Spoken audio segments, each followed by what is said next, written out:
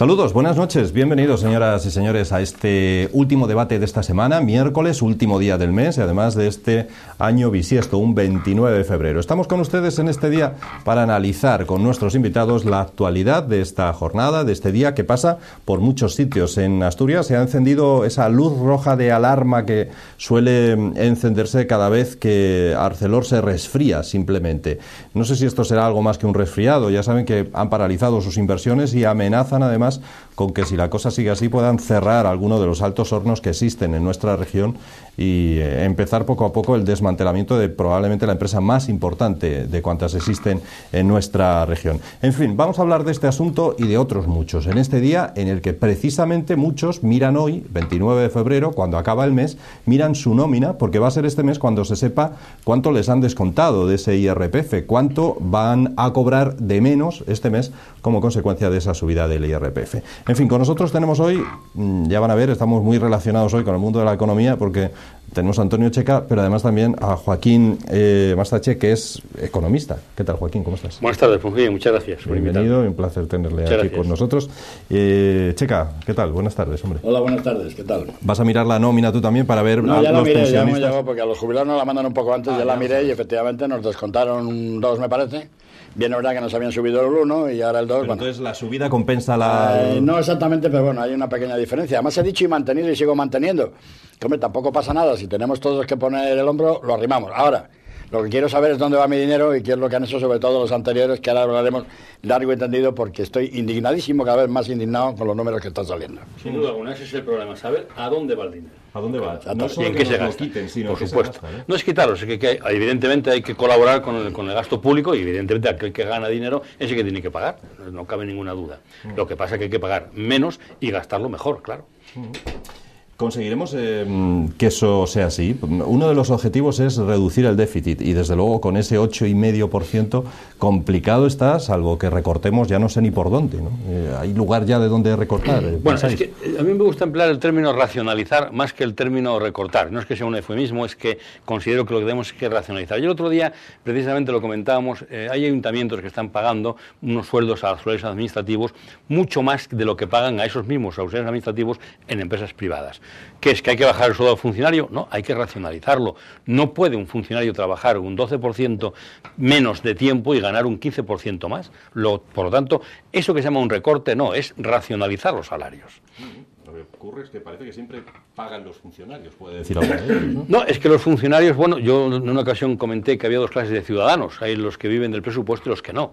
Entonces, evidentemente, el funcionario vive del presupuesto y vive bastante bien por dos razones, porque lo tiene seguro y vuelvo a insistir, porque los funcionarios, salvo los de alto nivel, ganan más que las personas que no viven del funcionario. Si usted va a las escalas más altas, por ejemplo, un director general, seguro que gana menos un director general de cualquier autonomía o de cualquier empresa pública que un director general de una gran multinacional. No me cabe ninguna duda. Pero es que ese es 1 o 2 por multinacional. Pero la gran masa trabajadora de funcionarios gana de media un 25% más que la gran masa trabajadora española.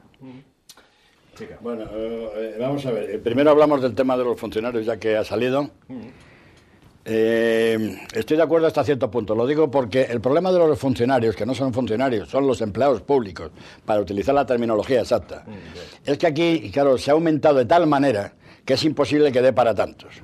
Quiero decir con esto que los funcionarios de carrera hacen sus oposiciones y por lo tanto están perfectamente. Otra cosa es que conserven, bueno, como en todas partes del mundo, que conserven el trabajo para siempre. Pero si elimináramos la cantidad de empleados públicos, de empresas públicas, la cantidad de gente que se añade, de asesores, de no sé cuántos, todo ese dinero podría sobrar para, bueno, mantener el sueldo de los funcionarios. También es verdad que incluso los funcionarios puede que haya además en España y sobre todo los que están muy mal distribuidos. Y lo digo con conocimiento de causa. Están muy mal distribuidos. Hay ministerios donde se trabaja muchísimo y hay otros donde se trabaja bastante poco.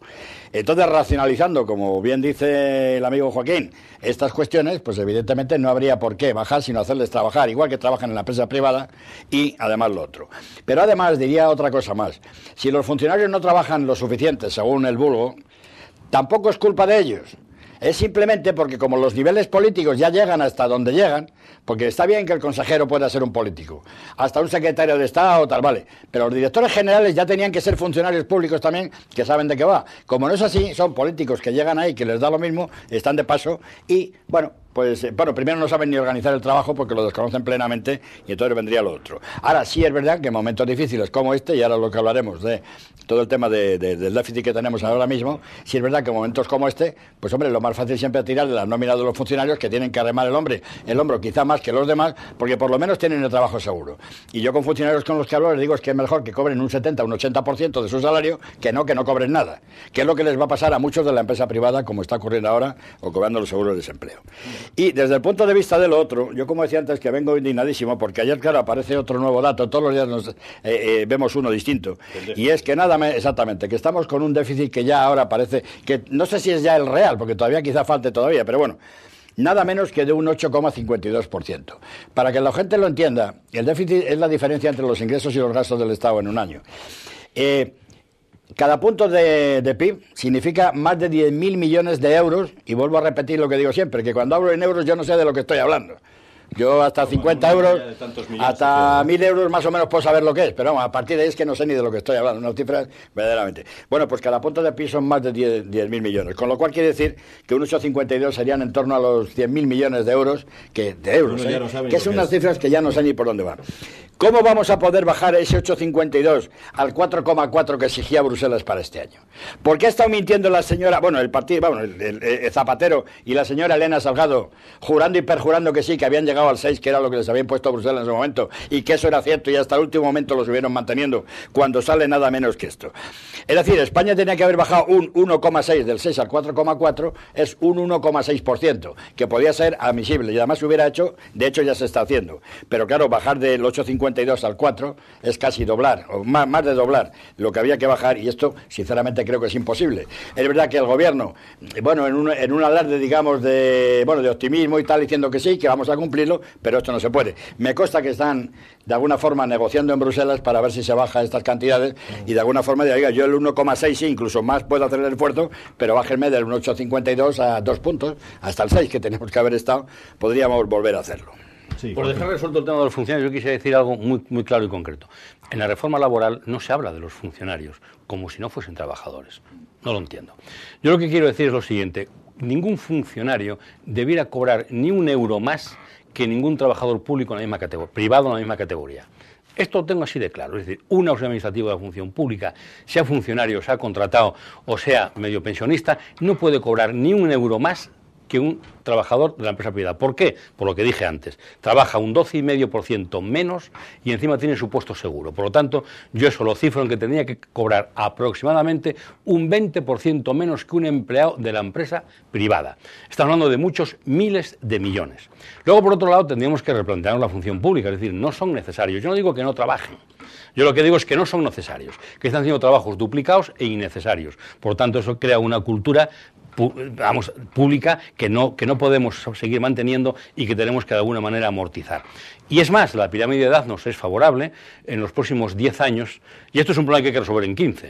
En los próximos 10 años, evidentemente, se van a jubilar del orden de 850.000 funcionarios, que lo cual hay que, puesto de funcionario fallecido, y yo no quiero que se muera ninguno, por supuesto, jubilado, puesto amortizado, fallecido y jubilado, pero puesto amortizado. Y me preguntan algunos, me dijeron en una ocasión, oiga, pero es que puede darse la circunstancia de que se jubile un funcionario que sea letrado, o que se jubile un funcionario que sea economista o que sea médico, pues que estudien, los que hasta ahora tienen 18, 25 o 30 años ya son funcionarios, que hagan una verdadera elaboración de las necesidades que vamos a tener en los próximos 20 años y que se promocione la función pública de entre los que hay.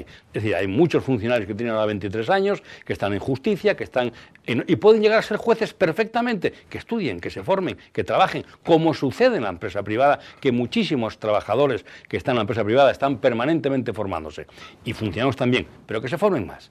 Es decir, tenemos que llegar dentro de 15 años a tener en España del orden de 1.200.000 funcionarios y empleados adheridos a la función pública, cuando ahora mismo hay 3,5 millones. Este es el problema del que estamos hablando, no de otro problema. Entonces, yo no digo que no trabajen, yo no digo que sean unos vagos, Dios me libre de decirlo, pero Una de las cuestiones que está haciendo el mismo Partido Popular, por ejemplo, quiere incrementarles 2 horas y media de la jornada laboral. ¿Por qué quiere incrementarlo? Pues para que hagan un trabajo y entonces no tengan que seguir contratando laborales. Yo veo la intención clara y además la apoyo en cierta medida, aunque yo creo que lo que tenían era que recortarles, no, racionalizarles el sueldo. Como hemos hablado antes, un funcionario no puede ganar más que un trabajador en empresa privada. Dígalo menos. Y tú y yo, que ya tenemos una edad, aquí el presentador no se acordará, pero había trabajadores de Insidesa al inicio de que estamos hablando de Arcelor, que hablaremos inevitablemente, y empezó el presentador hablando de ello. Yo recuerdo, y yo fui director administrativo de empresas de montajes en la zona de Avilés, y yo recuerdo que un empleado que estábamos trabajando en empresas auxiliares de Insidesa ganábamos bastante más, no más, bastante más que los empleados de Insidesa. ¿Por qué? Por una razón fundamental, porque no teníamos el puesto de trabajo asegurado y encima porque trabajábamos más horas. Esto es lo que quiero decir, no otra cosa. Y el que no lo entienda, pues es que no lo quiere entender. Es que no es por entrar en el tema de los funcionarios, yo creo que casi estamos pensando lo mismo. Hay unas pequeñas diferencias en las que yo entiendo, hombre, que los funcionarios en España, que siempre han gozado de muy buen nivel, y lo digo porque, claro, funcionarios parece que son solamente los que están en una ventanilla, ¿no? Estamos hablando de médicos, de economistas del Estado, de abogados, en fin, de gente de grandísimo nivel, evidentemente, y en España siempre lo han gozado hasta que han llegado y ahora parece que los hacen partidistas todo lo que pueden, ¿no? De alguna manera, ¿no? Yo estoy diciendo que primero tienen que hacer una oposición, que no es ninguna broma, algo merecerán por tener una oposición aprobada, porque, bueno, para eso la tienen que hacer, que al fin y al cabo una oposición es como el que hace una carrera, porque uno se coloca de economista, bueno, porque tiene un título de economista, tiene que hacer un estudio, aquí tiene que hacer una oposición. Y en el otro aspecto no estoy totalmente de acuerdo, claro, lo que es la racionalización en un sentido genérico, amplio, de que sean los que tienen que estar, de que estén mandados por gente que sabe lo que tiene que mandar, que les hagan trabajar las horas que correspondan, y luego en cuanto al tema de los salarios, pues combinar un poco, porque claro, tampoco los salarios según de la misma categoría, las personas según la empresa en la que están tampoco cobran exactamente lo mismo. Entonces, bueno, pues los funcionarios tendrían poco más o menos lo que tuvieran. Pero bueno, no quería monopolizar porque el tema de funcionarios... De otros asuntos, de ese déficit del que estamos hablando, tres cuestiones yo creo que podemos plantar sobre la mesa. Primero, ¿es verdad que son las comunidades autónomas las culpables de ese déficit y de esa acumulación tan elevada? Segundo, ¿cómo puede haber subido tanto ese déficit en Asturias, por ejemplo? En el último año, una barbaridad, se ha disparado de forma considerable cuando no ha habido tal situación, sobre todo en los últimos meses, con un gobierno que ejercía casi en funciones, ¿no? En vista de ese adelanto electoral. Y por último, ¿cómo puede haber, Checa, tanta diferencia, por ejemplo, entre Castilla-La Mancha y la Comunidad de Madrid? Una diferencia abismal, hasta el punto de que no hay déficit en una de ellas y en la otra están en el 7 y pico. Empezamos por quien queráis. Las explicaciones en términos, no sé, un tanto genéricos, yo creo que son muy sencillas. Porque en unos hay gobiernos que hacen lo que tienen que hacer y en otros pues hay gobiernos que hacen justo todo lo que no tienen que hacer. Tienen que atender a gente igual, Checa, y ofrecer unos servicios, por muy bueno que se sea. Bueno, no, pero claro, ahí está la cuestión. Primero dices quiénes. Yo siento no haber traído los datos porque ayer los dieron, bueno, en las televisiones los estaban dando, ¿no? Efectivamente, el déficit se produce por el déficit del Estado, el de las comunidades autónomas, el de los ayuntamientos y de la seguridad social, que hasta ahora había sido positiva, pero este año prácticamente acababa a cero, con lo cual no va a compensar para nada el tema de los déficits anuales el conjunto, ¿no? Del conjunto del Estado, ¿no? El déficit del Estado es muy importante, no recuerdo los números, pero el de las comunidades autónomas también. Los ayuntamientos, en cambio, no. Ahí tienen un déficit muy pequeño. La verdad es que ahí se han sujetado bastante bien. Lo que sí se nota es que en las comunidades autónomas hay unas diferencias, como bien dices, abismales, ¿no? Entre Madrid, que es el ejemplo de todo, donde no hay déficit, incluso me parece que es un poco por encima y tal, a otras comunidades autónomas. Bueno, Castilla-La Mancha. ¿Por qué pasa eso? Pues simplemente porque mienten como bellacos, y lo digo con toda la claridad del mundo. Lo de Castilla-La Mancha, mi querida tierra, lo he comentado más de una vez, que la he seguido y la sigo más que otras. Cuando a finales, en abril, de las elecciones municipales que hubo en mayo, no recuerdo, en el año anterior, en el mes de abril, el señor Barreda, presidente de Castilla-La Mancha, cierra las cuentas y dice, debemos 600 millones. Me parece que era la cifra que decía. Pasan 2 meses, gana las elecciones Cospedal, y Cospedal dice a los pocos días, ¿cómo 600 millones? Tenemos ya casi 3.000 millones de deuda. ¿Qué están apareciendo? Que se abren los cajones, para decirlo vulgarmente, que es lo que ha pasado en Asturias, lo mismo, exactamente igual, se van abriendo los cajones, hay facturas y facturas, pero de años anteriores, que no quisieron pagar para que el déficit no les aumentara, en fin, mentiras permanentemente como bellacos, y eso evidentemente con unas flotas de coches, con unas tarjetas Visa, que son cosas, chocolate del loro no, los chocolates del loro en España, si los sumas todos, son unas cantidades verdaderamente abismales. Y por no hablar ya de cosas, vamos, cuantitativamente, que es pues verdaderamente para una causa penal, como es el tema pues de los campos de aviación, de los aeropuertos, de los aves y tal, que bueno, esto ya mueve risa, ¿no? Yo he contado siempre, termino con esto, bueno, es que la cosa es bastante sencilla por lo que o cómo ha estado pasando y alguien tendrá que pagar este tema. Lo que pasa es que es verdad que el Partido Popular, que está mucho en línea de descubrir todo lo que está pasando y falta que hace que lo diga, verdaderamente yo creo que no quiere abrir tampoco demasiados frentes, porque ya tiene bastante con lo que le ha caído encima. Yo ayer escuchaba a la vicepresidenta, a Soraya, que cada día lo hace mejor y creo que tal, la veía con la cara como bastante agotada en el sentido de que está asustada de lo que está viendo y viendo cada día que se levanta con una más. Yo decía como último ejemplo, cuando estuve en mi querido pueblo con el pregón, en fin, y toda aquella historia, cogí el tren, un AVE en Requena. Requena es una estación que está entre dos pueblos, no Requena exactamente, entre uno y otro. Allí llegamos 3 personas que montamos en el tren, un chico que no sé quién era, una tía mía y yo.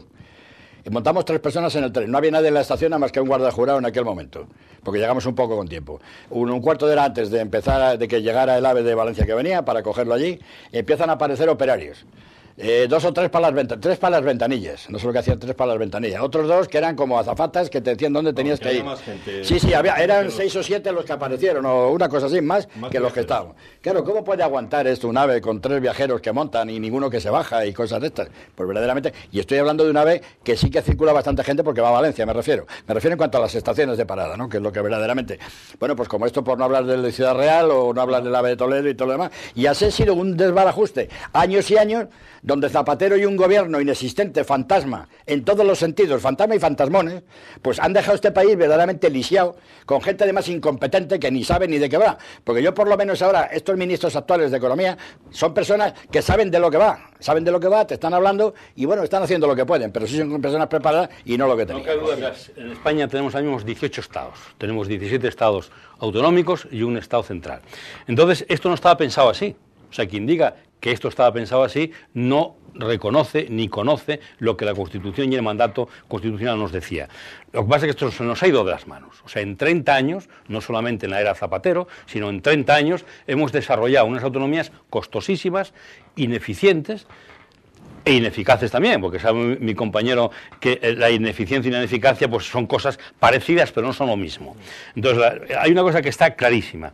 Nosotros hemos creado unas necesidades que no teníamos, y la satisfacción de esas necesidades que no teníamos nos ha llevado a un gasto tremendo. Toda autonomía quiere tener lo que tienen otras, sean ricas o sean pobres. Que tienen beneficencia, también queremos beneficencia. Que tienen AVE, también queremos AVE. Que tienen aeropuertos, también tenemos que aeropuertos.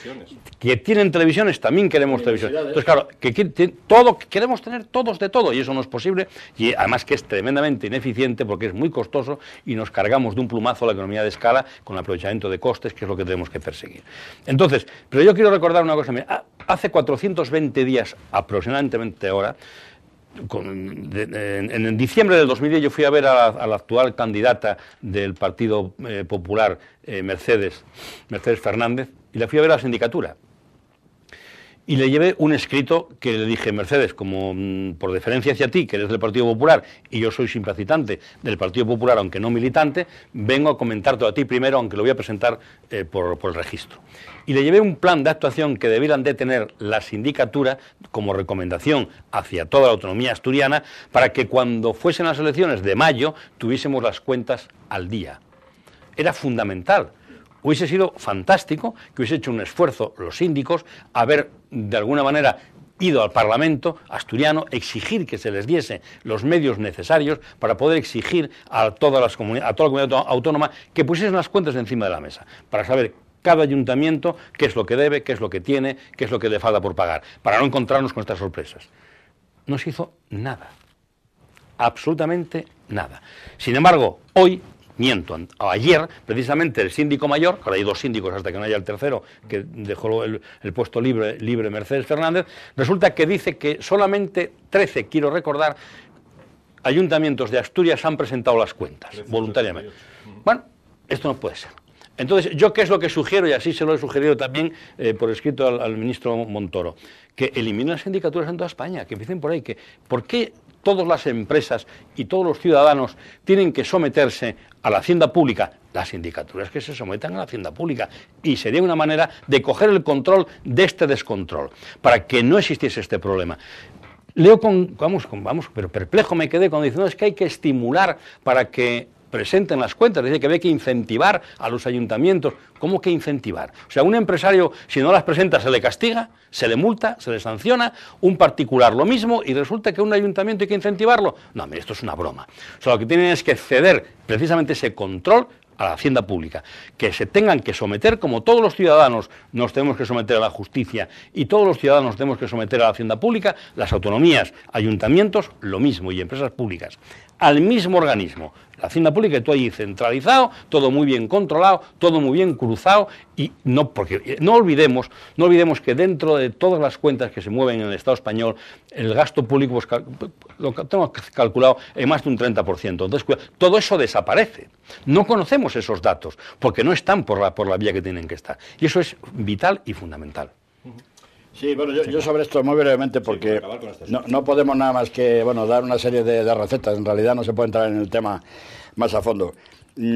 Fíjate, con esto precisamente que estás hablando de las sindicaturas de cuentas, estoy acordándome del caso de Asturias, donde estaban peleados los 3 síndicos más o menos, ¿tal? Con lo cual, claro, es que aquí llegamos, ¿no? Que ponga usted unos síndicos, en todo caso funcionarios, que verdaderamente harán su labor si les dejan, ¿no?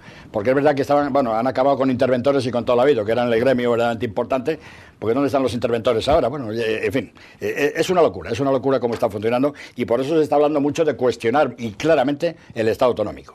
Que se irá poco a poco, como me decías, en fin, la madeja que hay que ir quitando, pero que verdaderamente va a tardar tiempo, y no digamos alguna autonomía comunitaria. Pero no ha mejorado la sanidad, no ha mejorado la educación, no ha mejorado las cuentas de nada. Simplemente. Al revés, se han encarecido mucho.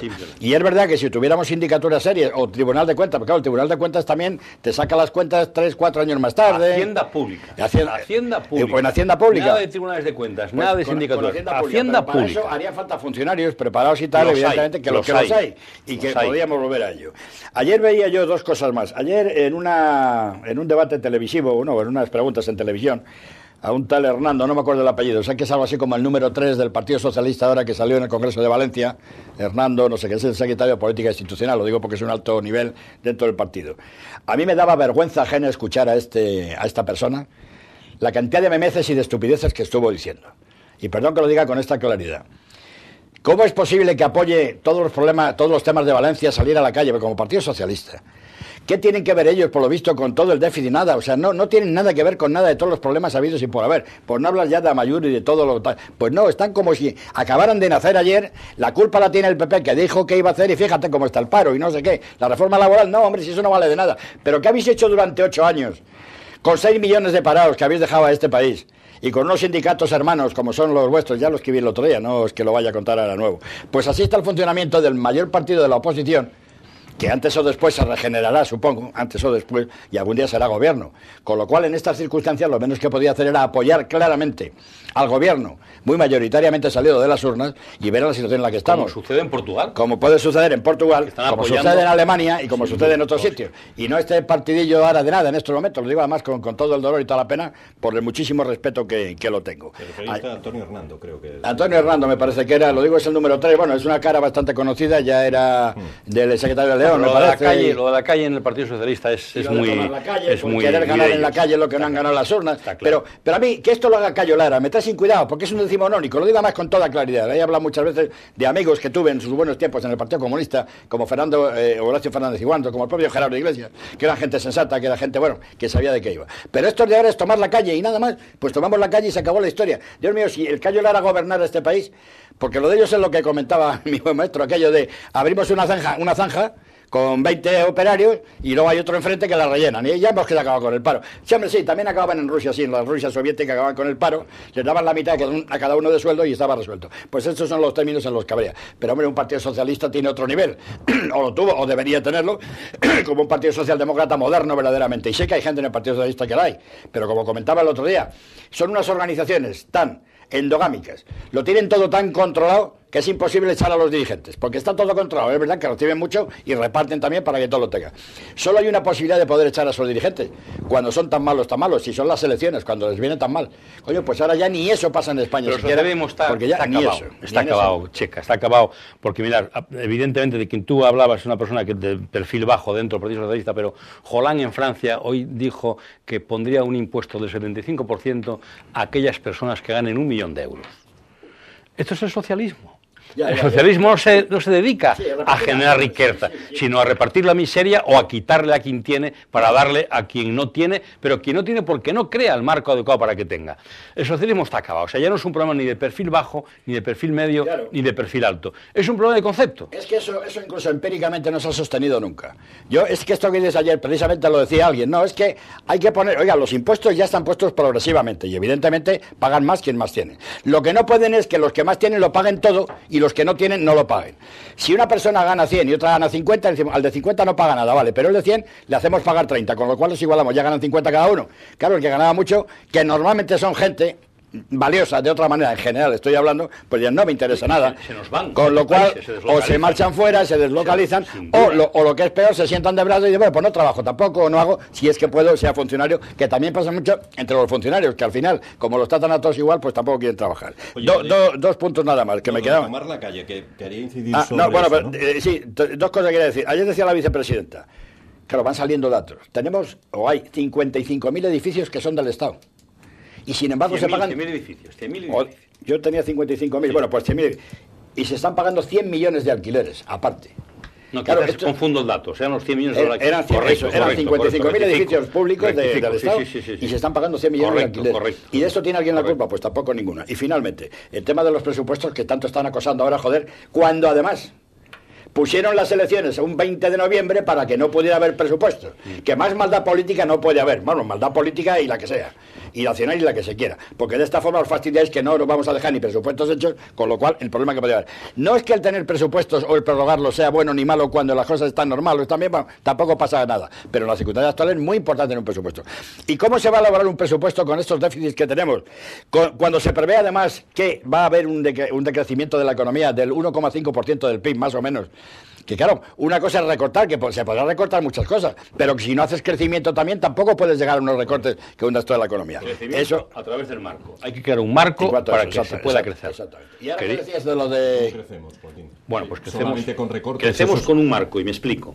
Yo otro día estaba con un sindicalista y me preguntaba, Joaquín, ¿por qué no creamos trabajos que sean fijos, que las personas pueden hacer de alguna manera un proyecto de vida, comprarse una casa, comprarse un coche? Yo creí que estaba hablando ya casi con un predicador. Y yo le dije, eso sería fantástico. Pero ¿quién asegura los contratos y los pedidos a las empresas? ¿Se los aseguras tú? Mira, o vamos hacia un liberalismo de verdad, pero no el liberalismo que quieren hacer ver algunas personas, que es el liberalismo salvaje. No, es de verdad. ¿Por qué un trabajador puede avisar con 15 días de antelación y dejar el puesto de trabajo y un empresario no, a no ser que pague unas indemnizaciones que tiene que... Este es el problema. O sea, un empresario tiene que poder entrar y salir y dejar de ser empresario cuando quiera. Porque le haya perdido ya la ilusión, porque esté perdiendo dinero, porque no la apetezca. Que no vean ningún problema, porque el nicho y el hueco que deja ese empresario, otro lo va a tomar. Es decir, el empresario tiene que ser libre de verdad y no tiene que tener ese problema de decir, oiga, yo monto una empresa, me van a dar 3.000 euros por cada trabajador, mal vamos. Subvenciones, ninguna. ¿Qué es eso de subvencionar un puesto de trabajo? Estás creando una competencia desleal, estás poniendo en una situación más delicada a aquel que ya tiene los puestos creados y no puede crear más, a ese no le das nada. Tiene que ir por el marco y luego valorar muy bien toda la captación de recursos para el Estado por la vía de los impuestos directos, ir cambiando los indirectos por directos, pero hablamos de un plan de 15 años. Esto no lo podemos hacer en 15 minutos, pero hay que ponerse a trabajar en ese plan, explicarlo a la ciudadanía, y la ciudadanía lo va a comprender perfectamente, porque la ciudadanía, comentando un poco lo de la calle, ya no va a ser tan sensible a la calle, porque la ciudadanía cada vez tiene más preparación, cada vez tiene más conocimientos, cada vez está mucho más formada y cada vez sabe perfectamente distinguir, si no, ¿qué explicación tenemos a este vuelco electoral que hubo hace 4 días, como quien dice? La explicación es esta. ¿Qué explicación tiene que parece ser que en Andalucía va a perder el Partido Socialista y va a ganar el Partido Popular? Bueno, pues que la gente es sensata, la gente se da cuenta de las cosas y la gente ya sabe distinguir. Bueno, yo a eso añadiría, no, es verdad todo esto que habla de liberalismo, bueno, en cierto orden, pero falta una cosa importantísima, o dos. La primera, que hay que salir de esto, claro, serán 15 años, pero hay que salir de esto mañana como se pueda buenamente, y una cosa fundamental es que fluya el crédito a las empresas, que es algo fundamental, a las empresas, bueno, y también a las personas. Ya lo están intentando también, aparte, bueno, la dación en pago era otra cuestión, pero es verdad que hay unas líneas del ICO que se van a abrir ahora para pagar a los proveedores públicos. Ayer pidieron los bancos una pasta, no sé cuántos miles de millones al Banco Central Europeo. Se lo van a quedar y con eso, pues bueno, parece que a lo mejor pueden reflotar empresas, porque es fundamental. El crédito en una economía de mercado, en una economía capitalista, es verdaderamente fundamental el poder hacerlo. Y en cuanto a lo de las salidas, a mí ya lo he dicho muchas veces que me preocupa extraordinariamente los movimientos callejeros, porque estos son movimientos callejeros. Con la razón que puedan tener, que no digo que no las tengan en algunos casos, pero que por la calefacción en un día se arme la que se arme, no. Lo que pasa es que detrás está lo que está. Y el dirigente sindical de 20 y tantos años, que está todavía en formación profesional, que además era adicto a Amaiur, señores, que lo sepan, porque en su página que tenía en Facebook, él apoyaba a Amaiur y todos los movimientos etarras, y era de Fidel Castro y toda la vida por haber. Como una bandera. Y en el Parlamento Valenciano lo invitaron, el Partido Socialista y también en Izquierda Unida lo invitaron y le aplaudieron a rabiar cuando llegó allí a la tribuna. Los señores diputados del Parlamento Valenciano socialistas. Claro, si estos son diputados de algo y hay un partido serio, esto no puede ser de esta forma. Entonces, quiero decir que me preocupa mucho, esto no sé lo que pasará esta tarde. ¿Qué opináis de medidas como que los parados realicen trabajo social? Esto es una medida que se puede llevar a cabo en países nórdicos, pero como bien ha dicho alguien hoy en la prensa, no recuerdo, no sé si fue Joaquín Almunia, eso está muy bien en Holanda, pero aquí en el sur, aquí en España, que tú a un parado le digas, usted no va a estar en casa ahora o buscando trabajo, cada uno lo que esté haciendo, sino que va a contribuir a que las carreteras estén limpias o a ayudar a personas mayores. ¿Lo veis futuro esto o esto es una idea un poco...? No, esos son modas que quieren sacar a relucir para intentar aprovechar a personas que están en el paro. Lo que hay que crear es economía real. Eso no es economía real. Lo que hay es que de alguna manera exportar. Mira, en España el consumo lo tenemos aproximadamente interior en un 60% de todo el Producto Interior Bruto, y lo que tenemos es que tenerlo pues, en no más del 10%, pero crecer muchísimo. Nosotros tenemos que incorporarnos al cuarto sector de la economía, donde tenemos un nicho fantástico para generar riqueza. Mire, Alemania vende un Mercedes, pero precisamente ese Mercedes echa gasolina en España, echa gasolina en Francia, echa gasolina fuera de Alemania, repara también fuera de Alemania, aunque de alguna manera vengan los recambios de Alemania, pero mucho producto se le va añadiendo fuera de Alemania. Nosotros tenemos algo que no tiene nadie, tenemos un hecho diferencial con toda Europa fantástico, que es nuestro clima, nuestra ciudadanía, nuestras infraestructuras, que muchas hicimos hasta de más, tenemos que aprovecharlas, tenemos que dedicarnos a la exportación de algo tan fantástico como es traer personas de la tercera edad a pasar los próximos 10, 15 años de su vida en España. Serán muy bien atendidos, serán muy bien cuidados, serán muy bien alimentados, tendrán unos sitios donde pasear, por donde disfrutar enormemente. Y son puestos de trabajo de alto valor añadido. Estamos hablando de gente con dinero, de gente... La Florida del mundo puede estar en España. Démonos cuenta que estamos en Madrid y en 2 horas estamos en Sevilla, que estamos en Madrid y en 3 horas vamos a estar en Asturias, o vamos a estar en Galicia, o vamos a estar en cualquier punto de España. Por vía avión lo mismo. Y esas personas vendrán a ser visitadas por sus parientes de los demás países asiáticos. Yo pienso en China, pienso en India y pienso en Rusia, donde estamos hablando de 3.000 millones de habitantes. Solamente tenemos que traer 1,5 millones de esas personas para generar 3 millones de puestos de trabajo, además cualificados. Debemos de olvidarnos de querer competir en lo que no tenemos capacidad para competir, en lo que no tenemos el saber hacer suficiente, no tenemos la tecnología suficiente, como sería el tema industrial, que no quiere decir que lo abandonemos, sino que nos dirijamos hacia aquella actividad en la que no tenemos competidores y en la que además somos buenos. Y lo hemos demostrado, porque somos el tercer país, creo, del mundo en recibir turismo. Y este sería un turismo no estacional, sino un turismo de estancia continuada, no a través de venderles casas, sino a través de aprovechar muchísimas urbanizaciones que están prácticamente sin gente para que estén allí atendidos, perfectamente atendidos, con teleasistencia, a través de medicina, a través del ordenador, donde podemos estar dando a sus médicos de origen los constantes vitales todos los días, lo que ellos nos indiquen. Tenemos que dirigir el esfuerzo para captar puestos de trabajo en esa dirección. De la otra manera, arreglando calles, mirando jardines, colocando a un empleado para que en vez de poner un... Es que no sé para qué... No, así no resolvemos nada. Que también vale, todo vale. Pero tenemos que hacernos dueños del cuarto sector de la economía en el mundo. No, bueno, lo del tema del trabajo social, pues bueno, que lo quieran hacer, que lo hagan, que me parece muy bien y queda muy bonito. Ya se hicieron los planes que más o menos era un trabajo social, que no ha servido para nada, se tiró dinero. Y luego, efectivamente, pues bueno, hay muchas formas de poder evidentemente, crear empleo. No ya, lo que pasa es que tenemos que cambiar el sistema productivo, que es verdad que España lo tenía muy mal. Esto no solamente es el Partido Socialista último, sino los demás que tampoco se ocuparon de ello. Y dentro de eso ya no es meterse en la construcción sobran 1 millón de pisos por lo menos, si se trae ese turismo lo pueden comprar, pero con lo que hay, comprar, no hacer más. Ocupar. Claro, ocupar, no destrozar las costas como se han estado destrozando, no pensar que somos reyes ya del dinero y que entonces, bueno, todo lo que ha ocurrido por un lado. Y luego, claro, empezar con otro tema, una educación mucho mejor, más notable, que estamos también en los últimos lugares, los informes PISA lo están corroborando, de trabajo por más de tecnología, de alto valor añadido, que evidentemente es muy importante, el tema de la educación, como digo, la formación profesional, y empezar a quitar la idea mucho de la universidad y demás, y evidentemente yo sí apoyo una cuestión, que eso España lo ha tenido siempre, hemos sido de los mejores, o los mejores, que es el turismo, que evidentemente tiene que seguir floreciendo, y tenemos que hacer un turismo, pero de calidad, del bueno y que podemos hablar. Y finalmente, como no nos va a quedar mucho tiempo, pues una frase que quería citar, siguiendo el sistema ortellano, de vertebrar a España, que eso sí que se las trae, porque lo han desvertebrado también a España todo lo que han podido con los choques de la memoria histórica. En fin, ahora estamos pagando todas las consecuencias. Que, por cierto, toda la cantidad de asociaciones de memoria histórica que estaban saliendo todos los días a la calle, ¿cuánto hace que no salen ya? ¿Y por qué no salen? Pues porque no les pagan ya, y entonces ya como no hay dinero, bueno, como no estaba subvencionado, ahora ya se han quitado de en medio, ya no existe memoria histórica porque ya se han quitado de en medio. Esto ha sido lo que nos ha dejado la herencia la desvertebración total. Bueno, luego nos dicen que no hablamos de Asturias, así que vamos a hablar de Asturias. Probablemente es la noticia del día, una de las noticias del día hoy, esa decisión de Arcelor de suspender las inversiones en Asturias, una auténtica amenaza para muchos con intereses, porque son trabajadores de allí, directos o indirectos, porque también crea evidentemente mucho puesto de empleo indirecto. Eso podría ser para muchos el inicio de un desmantelamiento de la industria siderúrgica en Asturias.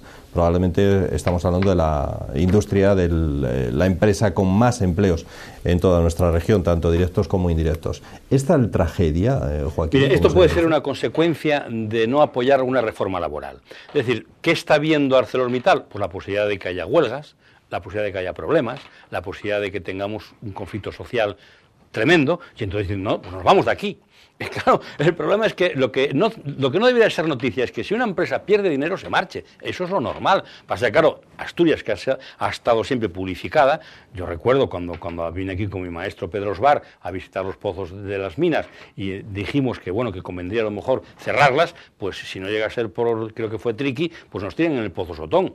Bueno, esto es así, o sea, que lo que no tenemos que mentalizarnos es que aquello que no dé productividad, aquello que no genere riqueza, porque la hacienda pública precisamente se va de alguna manera a nutrir de la riqueza vía impuestos que ganan las empresas, aquello que no sea productivo tenemos que ir abandonándolo. Y entonces es lógico que un empresario, que el Consejo de Administración de ArcelorMittal diga, vamos a ver, esta planta nos da dinero, sí, continuamos con ella, esta no nos da, pues la llevamos para otro lado donde nos lo dé.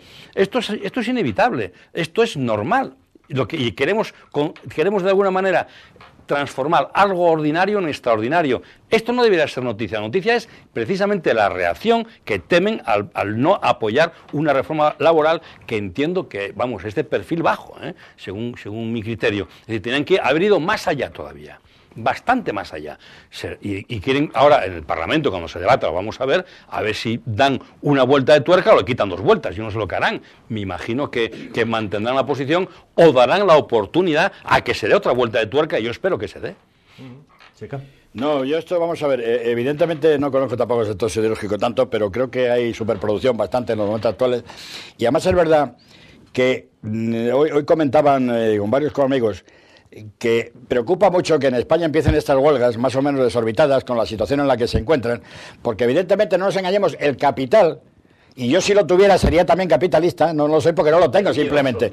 Si yo tuviera dinero no invertiría nunca en sitios donde tengo miedo de que estas huelgas, etcétera, etcétera, lo desmantelen. Habría una deslocalización. Realmente mi dinero no es que yo vaya con el fajo y lo lleve allí a un sitio, deje, no, que eso va por un ordenador o va directamente, si no tengo que hacer grandes maravillas con ello, ¿no? Entonces lo dejaría. ¿Qué está pasando con Arcelor? Porque tienen miedo a esta serie de cuestiones y lo más normal es que deslocalicen las plantas, las lleven a otros sitios donde consigan un mayor valor añadido, efectivamente, y las pudieran hacer. Y esto puede ser la punta del iceberg, porque si España coge mala fama y ante los mercados financieros, no ya ante los mercados financieros solo, sino también ante los mercados productivos, pues esto puede ser la punta del iceberg como podría verdaderamente empezar, ¿no? Con esta deslocalización. Por eso hay que tener mucho cuidado y por eso hablaba de la vertebración.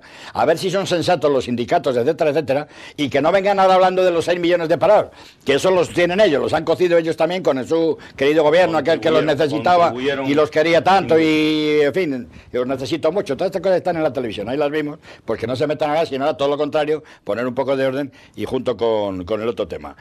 Yo no sé si en Asturias, bueno, claro, aquí tenemos también los problemas que tenemos, más las elecciones, más todo esto, que es otra cosa que también suma. A la hora del capital, cuando los estudiosos, en fin, estudian estas cuestiones, dónde localizar empresas, todas estas cosas, qué va a pasar con las próximas elecciones en Asturias, qué va a salir, va a volver otra vez porque no va a haber mayorías absolutas, todo esto se estudia. Y insisto que si yo fuera capitalista, pues lo tendría muy en cuenta también estas cuestiones.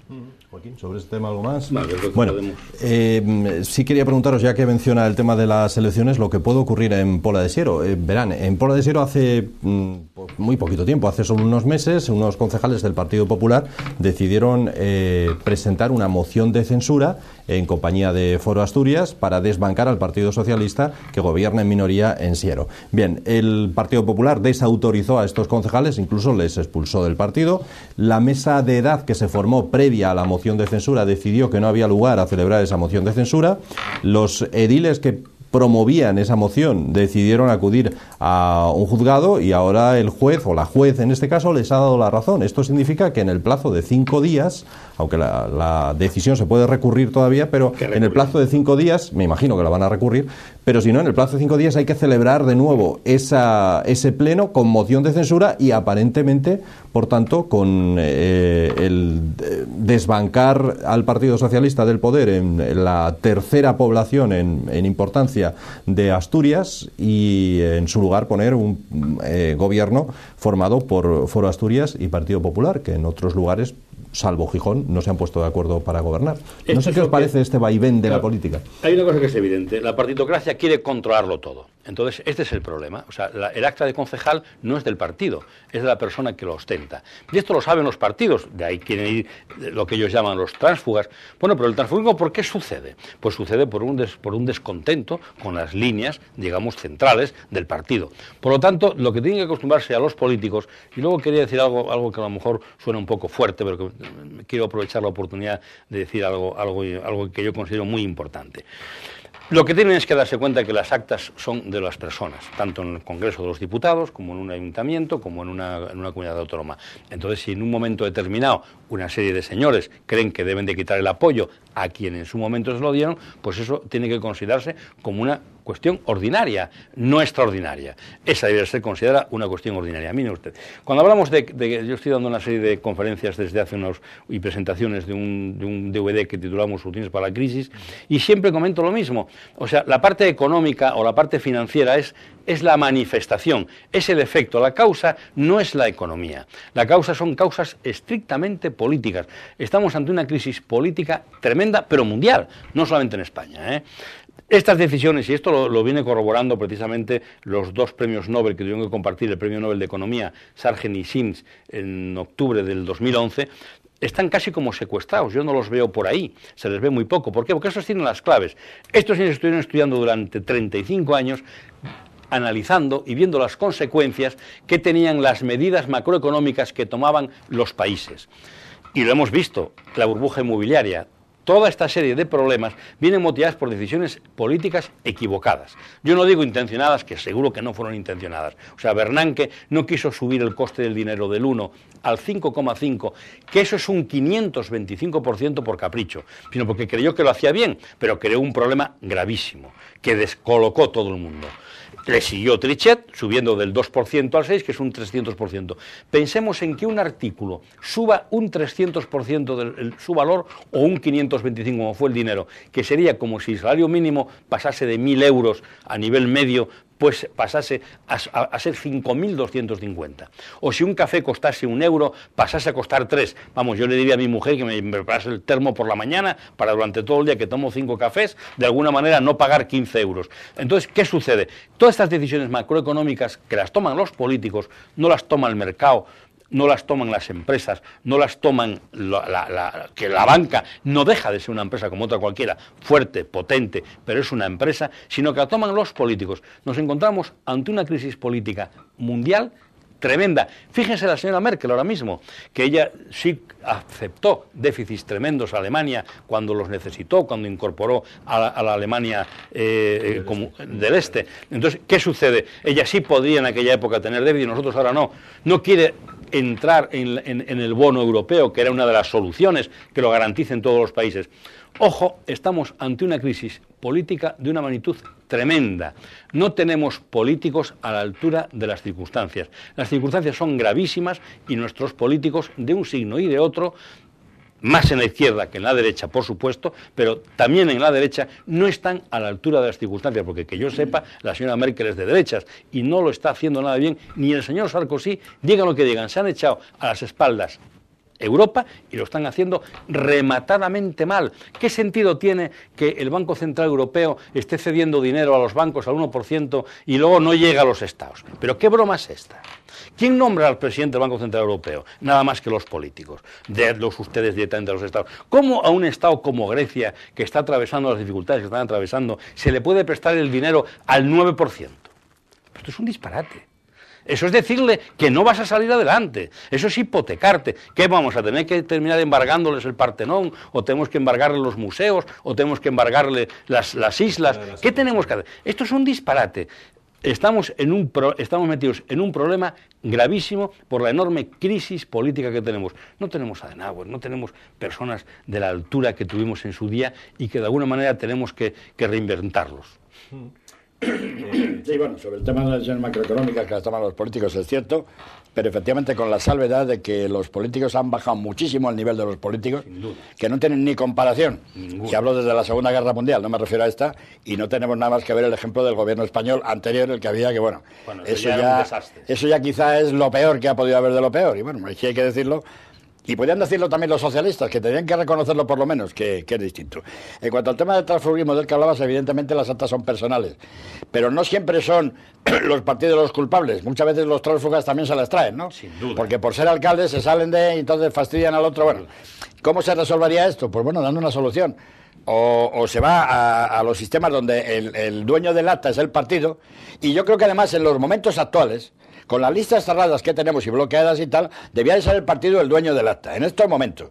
Otra cosa es que estamos pidiendo notablemente que se abran las listas abiertas, con lo cual podría ser distinto. Pero en fin, de todas formas, yo siempre he optado por un sistema medio, de una parte abierta o está cerrada, porque somos una democracia que todavía necesita un poco de tiempo y porque hace falta disciplina de partido en su momento. Pero bueno, sería otra cuestión. Y para hablar del tema concreto de Siero, del que hablabas, yo estoy recordando ahora sí un poco de memoria, que efectivamente, a pesar de que Foro primero no quiso negociar nada, el tema del ayuntamiento, y el Partido Popular entonces decidió que no apoyaran nunca a Foro, pues todos los sitios donde se pudo apoyar a Foro, la gente del Partido Popular lo apoyó, menos en el caso de Siero, que es donde no apoyaron. Pasó un poco de tiempo y parece que se pusieron ya de acuerdo para apoyarlo, ¿no? Con independencia de lo que dijera el PP, y por eso ahora el PP, bueno, está enfadado con el asunto este. Lo que no entiendo es por qué la moción de censura, la mesa de edad dice que no. La moción de censura es perfectamente legal, habrá unos plazos, que eso los desconozco, y en el momento que haya esos plazos tenía que haberlo, por eso el juez o la juez les ha dado la razón ahora, con lo cual habrá moción de censura, evidentemente, y me parece que será Foro, que son los que tienen más diputados, que podrán gobernar o solos como en Gijón, concretamente, con apoyo parlamentario, o junto con el PP. Pero bueno, Otra más de Asturias, que es decir, esto no cesa en Asturias realmente también en ver cómo se ponen de acuerdo. Y como los resultados electorales me temo que van a ser prácticamente los mismos, aunque puedan cambiar, ¿no? Yo creo que el centro derecha va a seguir ganando, pero quizá cambiando el número de votos de un partido al otro, pues al final estaremos en las mismas. Aparecerá UPyD al parecer, con lo cual... pero bueno, no va tampoco a resolver... Que pueda entrar UPyD en el Sí, pero ese uno no creo que sume a ninguno de los lados para poder ayudar, vamos, a poder hacer mayorías absolutas, con lo cual, pues me alegro mucho por nuestro buen amigo y tertuliano Nacho Prendes, que es un buen tío además, también es verdad, pero fuera de eso no va a haber mucho más. Que estamos acabando. Checa, ¿el Sporting qué? ¿Se salva este año o no? Hombre, yo creo que sí, faltaría más, voy a decir que no, falta hombre que sí, yo creo que sí, por lo menos es verdad que está jugando un poco mejor, no ha perdido los dos. El Barça, ¿no? Claro, para que, bueno, pero en fin, lo del Barça lo damos por como dirían los economistas, lo hemos descontado ya, ¿no? Está descontado lo del Barça y bueno, para que luego viene el Sevilla, en fin, que vamos, hay una carrera ahí y bueno, vamos a ver si sacan algún punto. La única ventaja del Sporting es primero que está empezando a jugar un poco mejor y la segunda sobre todo es que no se ha descolgado todavía. No es como el Zaragoza que está a 12 o 13 puntos, que claro, ya no tiene salvación.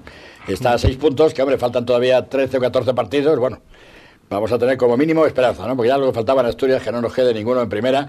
Y ya veremos a ver el otro con los problemas de crédito, vamos, de temas económicos que tiene, que hay que ver, porque esto es que es una cosa curiosísima. Un equipo como el Oviedo, que lleva arrastrando desde los tiempos de Celso González todo lo que hemos sabido y conocido, y lleva arrastrando, y ahora tiene un presidente que está el tío por ahí en Panamá, o no sé dónde, porque está huido de la justicia, que hoy preguntaba, bueno, pero este hombre habrá delegado en el vicepresidente, porque no es el que tiene más acciones, ¿no? Tendrá poderes notariales para... Pero yo no sé si le habrán embargado las acciones también. Un tío que anda por ahí pirado y se marchó y no pasa nada. Bueno, es verdaderamente psicodélico, ¿no? Lo del fútbol también es muy curioso, ¿no? Cómo deben a la Seguridad Social, deben a Hacienda. Bueno, esa es la burbuja futbolística que yo digo, ¿no? La burbuja futbolística también tiene que explotar. Y soy un gran futbolero, pero me alegraría mucho que explote la burbuja futbolística, que ya está bien de cachondeo. Oiga, paguen ustedes a la Seguridad Social, al otro y al de más allá. Y si a Cristiano Ronaldo en lugar de 1.000 millones le pagan 900, pues hombre, tampoco creo que le pase nada, ¿no? Hacienda es la que tiene que marcar las pautas y es la que tiene que todos estos temas resolver con la misma claridad que lo resuelve con las personas físicas y con las empresas privadas. Evidentemente. Joaquín Mastache, muchas gracias por estar en este debate, en esta tertulia. A ustedes por invitarme, muchas gracias. Igualmente, Antonio. Muy bien, muchas gracias, Víctor.